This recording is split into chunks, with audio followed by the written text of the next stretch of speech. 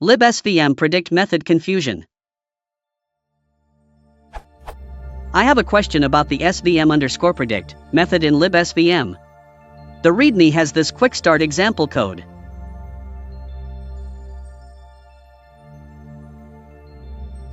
Now I understand that Y is a list of categories that are associated with the dictionaries in X.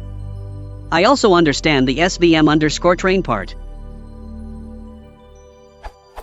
The part that does not make sense is that in svm_predict, I am required to provide the true values from Y, along with the test data in X. I thought the idea was that I do not know the classifications of the test data ahead of time. If my training data is,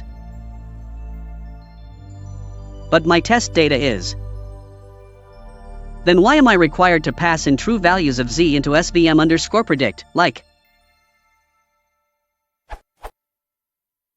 I'm not going to know the true values for Z, that's what the prediction is for.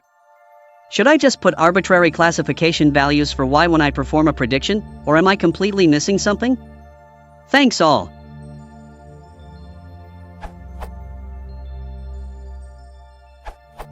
It uses the true labels to give you accuracy statistics in case you are doing an out-of-sample test. If you are running it online, you actually don't have the true labels, then just put 0 *len Z instead of Y.